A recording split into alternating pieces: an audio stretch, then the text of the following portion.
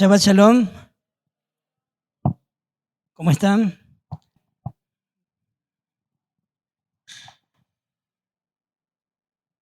Bueno, bendito sea el Eterno que me ha dado el privilegio hoy de poder servirlos.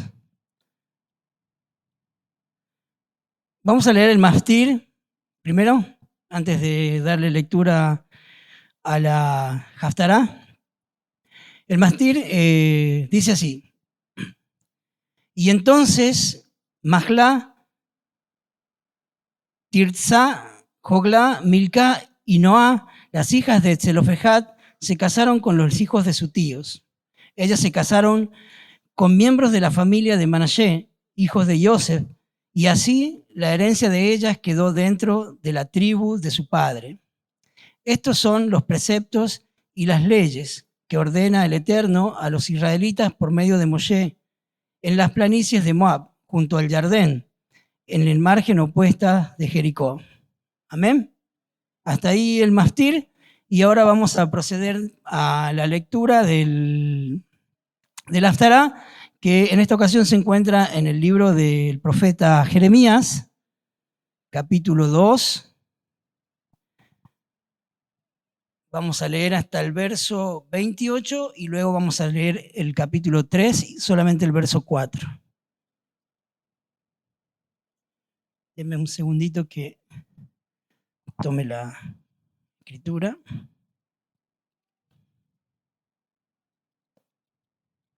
Jeremías 2, desde el 4 al 28, y leemos.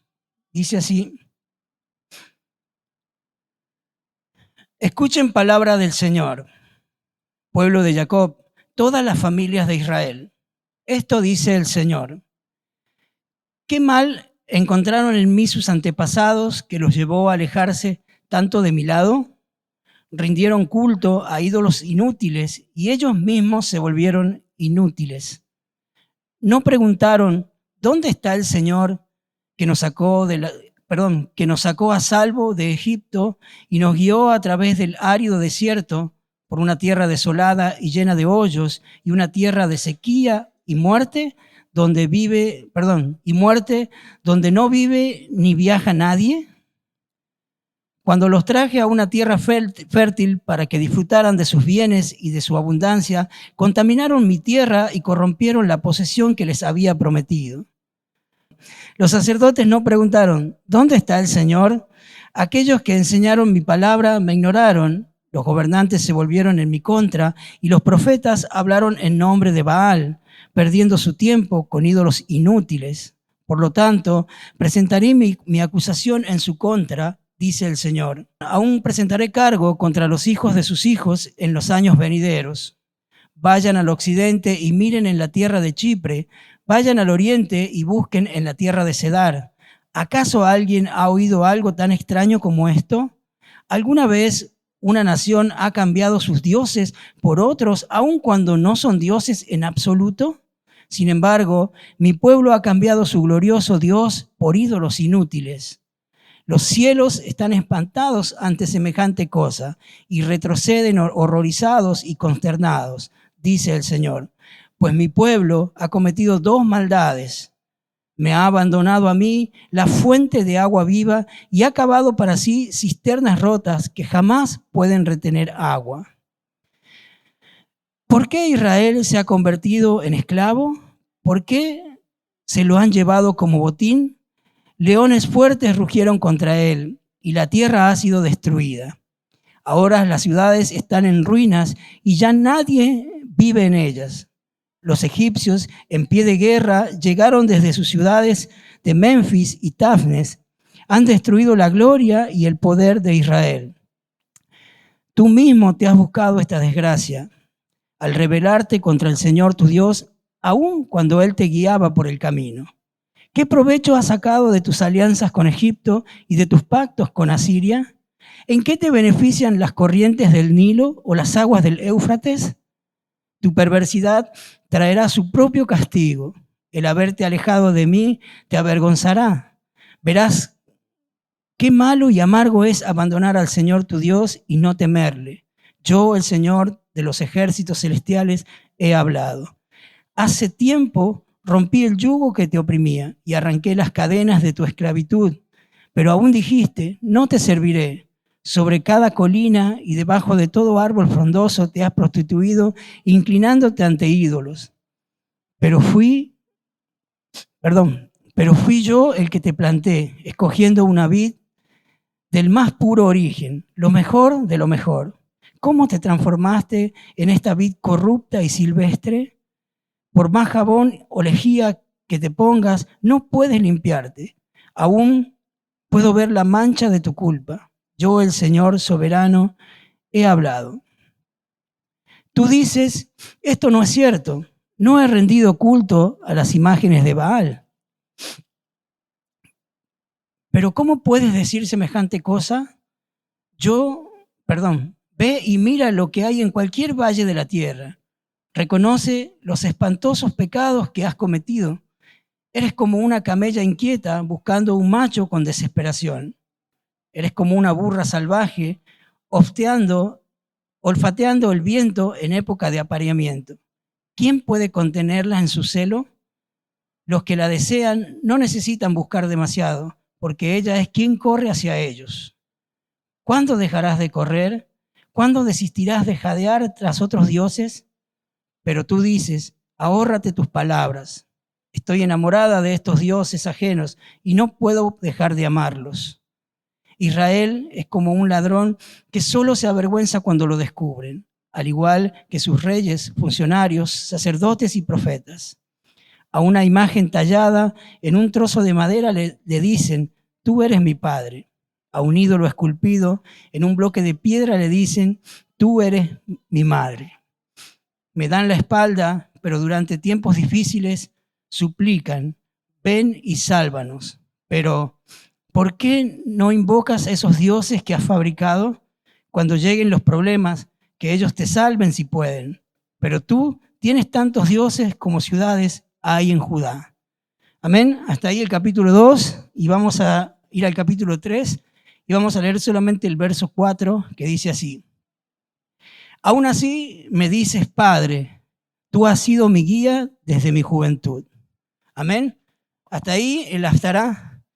Y vamos a compartir algo que había visto mientras preparaba esto y me venía a la mente lo que el pastor Adolfo nos trajo el miércoles en el monte de oración acerca del Padre Nuestro, una oración muy oportuna y enseñándonos la importancia de orarlo y de orar cada mañana, de buscar a Dios cada mañana, ¿no? Porque acá hay varias cosas. Primero tenemos que entender que el profeta Jeremías le está profetizando a Judá.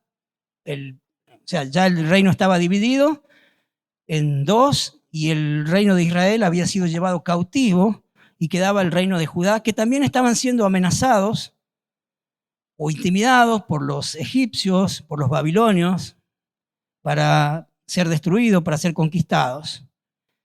Y entonces aquí podemos ver que el Eterno le está haciendo un reclamo al pueblo de Judá y le está diciendo y le habla acerca de ciertas alianzas que ellos hicieron con Egipto, con otros pueblos, para, digamos, no ser destruidos. Y acá podemos ver que realmente el Eterno realmente le está llamando la atención a este pueblo. Un pueblo que había conocido la gloria de Dios, que había conocido la gloria del Eterno desde sus antepasados que salieron de Egipto, habían visto las plagas en Egipto, habían cruzado el mar, habían entrado a la tierra prometida. Pero sin embargo aquí, en este momento, donde el profeta les está hablando, ellos, por miedo, tal vez, primero porque dejaron de buscar a Dios como se debía buscarlo, cayeron en todo lo que les tocó vivir y al miedo de ver que ya su ciudad iba a ser destruida, estaba amenazada, empiezan a buscar alianzas con otros pueblos y con otras naciones. Vemos algo aquí muy importante y es la importancia de no olvidarnos del Eterno cuando la situación se convierte difícil.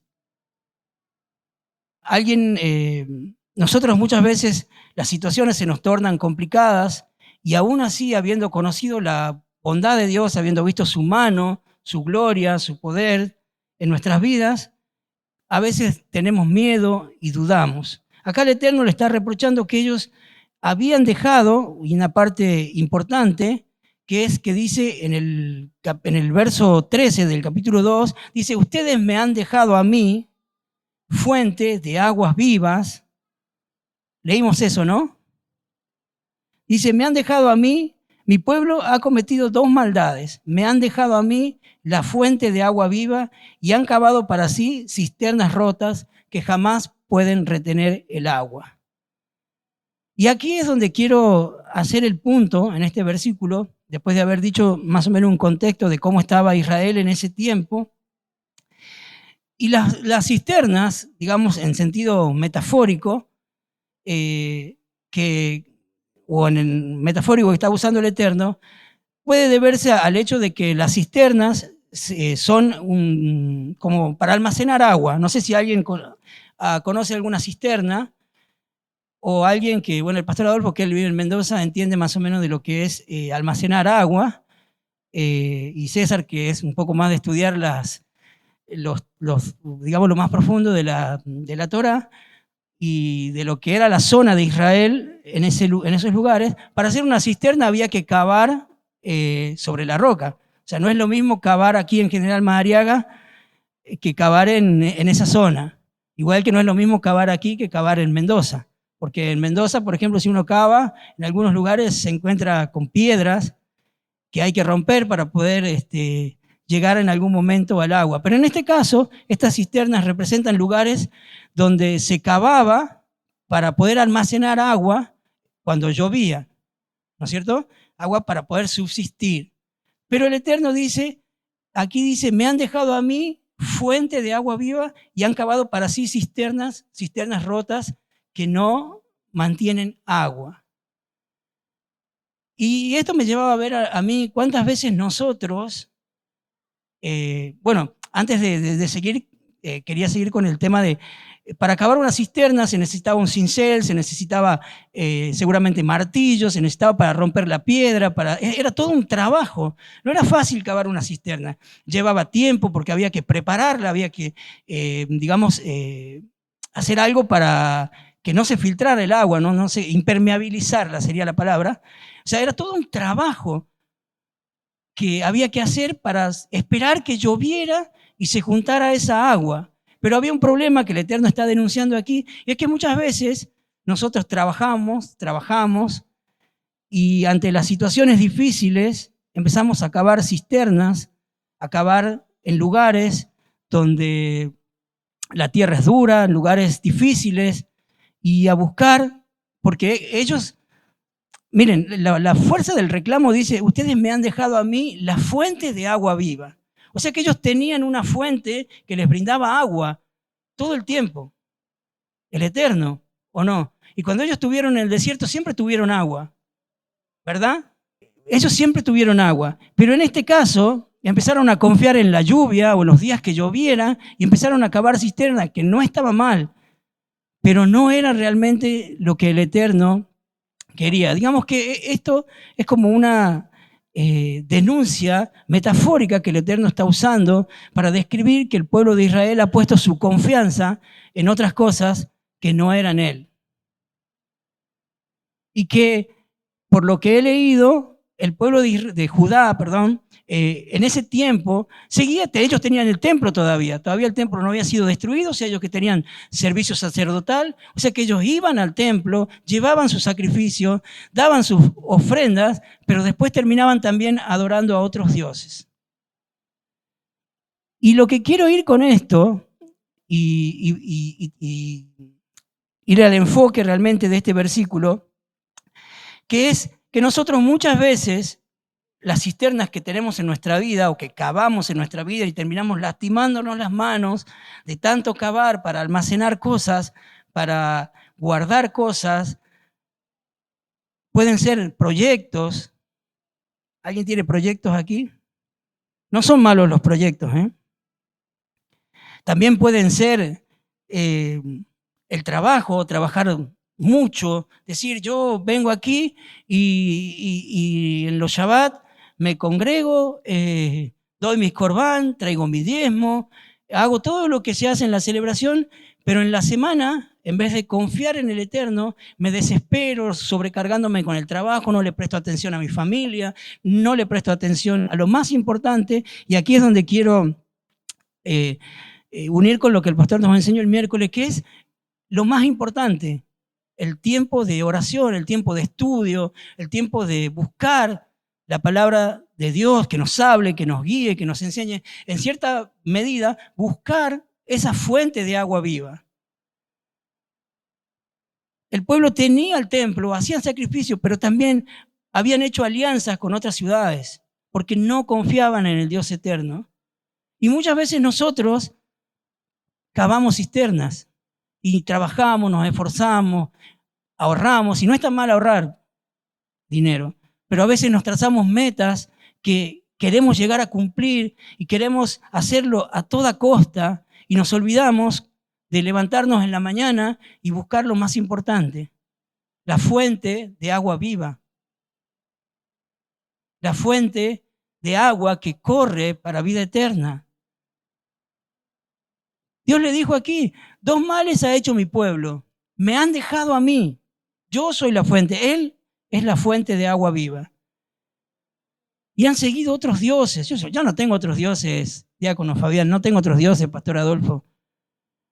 Y cuando pones primero en el orden de tu servicio a Dios, tu trabajo, cuando pones primero en el orden de servir a Dios o de amar al prójimo, tu economía, no sé cuántos peros a veces ponemos. ¿Acaso no estamos poniendo nuestra confianza en una cisterna que, aunque esté llena, si tiene filtraciones y está rota, se puede quedar vacía? Pero el Eterno hoy nos llama a reflexionar sobre esto, a reflexionar realmente si estamos cavando cisternas para nosotros mismos o si realmente estamos yendo a la fuente.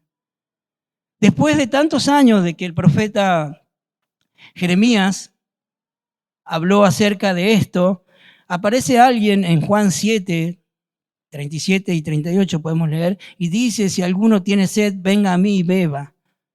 ¿Saben quién era, no? Yeshua, la fuente de agua viva. Amados, yo no quiero ser muy largo con esta haftará, no quiero demorarme más, porque realmente lo que el Eterno hoy nos habla es realmente que analicemos nuestra vida. Quiero hacer foco en este versículo. ¿Cuántos de nosotros han estado cavando cisternas para almacenar no sé qué cosa? Y sin embargo, a veces cuando decimos, uy, yo almacené esto, ya tengo este dinero, ya logré alcanzar este estatus, y de repente surge una situación y nos quedamos sin el estatus, nos quedamos sin, y nuestra vida viene y se decae y se transforma en amargura. Porque muchas veces esas cisternas tienen grietas y se quedan vacías porque no son una fuente de agua viva. Dejemos de cavar cisternas y buscar soluciones inmediatas, soluciones que queremos lograr con nuestra propia fortaleza, con nuestro propio trabajo. Y no digo que no hay que trabajar, no nos confundamos, no, sí, tenemos que trabajar. Pero no hay mejor cosa que en la mañana saber, imagínense, y me voy a ir un poquito a ir, imagínense que hiciste una cisterna para almacenar agua y de repente, como dicen que era allá en Israel, que por ahí a veces había como un temblor y se agrietaban, y cuando necesitaste esa agua fuiste y estaba vacía. Y juntaste dinero para, no sé, comprarte el auto o lo que has soñado, y pusiste primero esa prioridad y te olvidaste de tus hermanos que pasan necesidad, te olvidaste de Dios, te olvidaste de dar el diezmo, te olvidaste de dar el corbán. Y cuando necesitas, de repente, ¡fuc!, no está. Hay amargura, ¿no es cierto? Nos ponemos mal y nos amargamos. Pero cuán mucho mejor si nosotros, en vez de cavar en nuestras vidas cisternas rotas que no retienen agua, venimos a la fuente de agua viva, como dice el Eterno, de donde nunca se termina. Esa agua está fluyendo todo el tiempo.